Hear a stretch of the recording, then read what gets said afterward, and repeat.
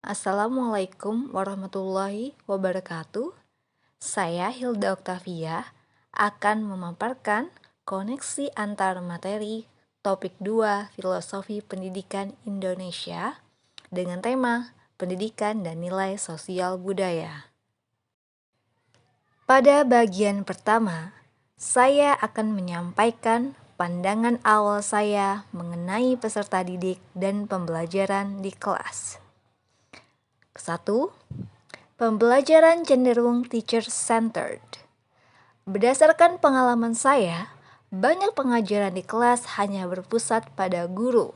Guru menyampaikan materi dengan metode ceramah dan siswa mendengarkan penjelasan guru. Kedua, pembelajaran cenderung berfokus pada nilai. Berdasarkan pengamatan saya, masih banyak sekolah dan pendidik yang mengutamakan nilai dan prestasi akademik siswanya, bukan mengutamakan perubahan sikap dan moral peserta didik. Ketiga, pengembangan kognitif lebih penting dibandingkan pengembangan sikap. Dengan banyaknya sekolah yang berlomba-lomba untuk mendapatkan prestasi akademik terbaik, tak kalah pendidik dan stakeholder pendidikan yang lain melupakan pengembangan sikap peserta didik. Keempat, semua peserta didik mampu berpikir dengan cara yang sama sehingga memerlukan perlakuan yang sama. Saya menganggap bahwa peserta didik semua pandai dan kemampuan berpikirnya sama, dan pastinya saya akan mengupayakan apa yang terbaik untuk peserta didik yang saya ajar. Setelah mempelajari topik ini, terdapat pemikiran Ki Hajar Dewantara yang mengubah pandangan saya. Ki Hajar Dewantara menyampaikan pemikiran filosofisnya tentang pendidikan Indonesia. Yang pertama, pendidikan yang menuntun. Kedua, kodrat alam dan kodrat zaman. Ketiga, budi pekerti.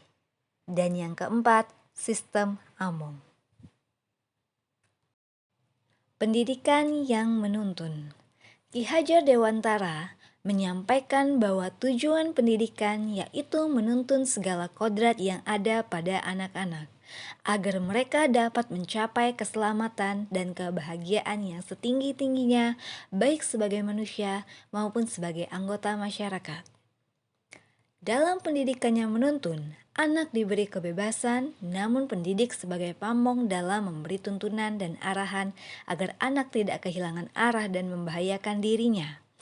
Seorang pamong dapat memberikan tuntunan agar anak dapat menemukan kemerdekaannya dalam belajar. Selanjutnya, kodrat alam dan kodrat zaman. Ki Hajar Dewantara menjelaskan bahwa dasar pendidikan anak berhubungan dengan kodrat alam dan kodrat zaman. Kodrat alam berkaitan dengan sifat dan bentuk lingkungan di mana anak berada, sedangkan kodrat zaman berkaitan dengan isti dan irama. Bila kita melihat dari kodrat zaman, pendidikan saat ini menekankan pada kemampuan anak untuk memiliki keterampilan abad 21, seperti mampu berpikir kreatif, kritis, mampu berkomunikasi dan berkolaborasi dengan baik dalam belajar. Sedangkan dalam memaknai kodrat alam, maka konteks lokal sosial budaya peserta didik di Indonesia memiliki karakteristik yang berbeda-beda.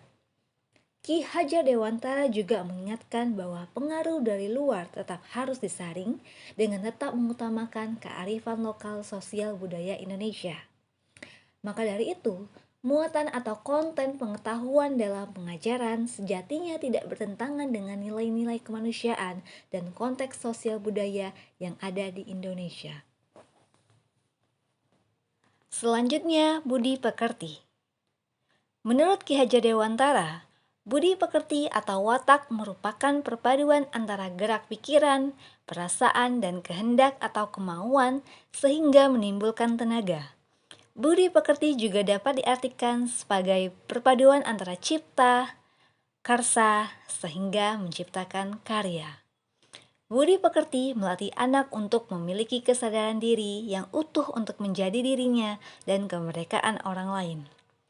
Ki Hajar Dewantara menjelaskan bahwa keluarga sebagai ekosistem terkecil anak dapat menjadi tempat yang utama dan paling baik untuk melatih pendidikan sosial dan budi pekerti bagi seorang anak.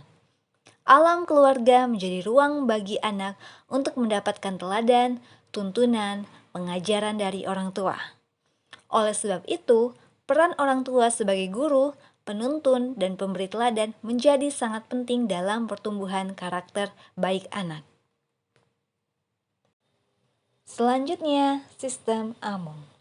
Sistem Among adalah cara pendidikan yang dipakai dalam sistem pendidikan Taman Siswa Ki Hajar Dewantara dengan maksud mewajibkan para guru supaya mengingat dan mementingkan kodrat anak dengan tidak melupakan segala keadaan yang mengelilinginya.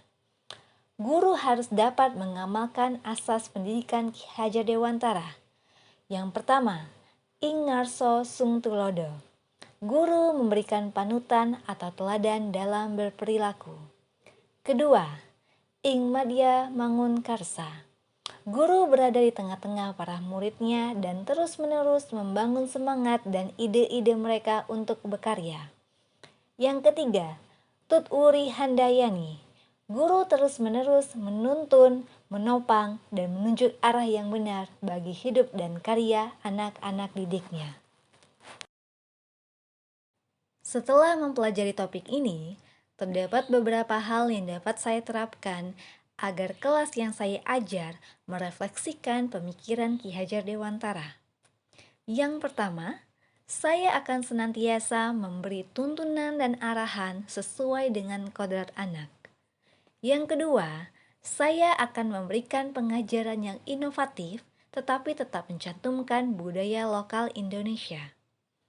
Yang ketiga, saya akan bersikap bijaksana dalam mengajar dan memberikan contoh yang dapat menjadi teladan bagi siswa saya.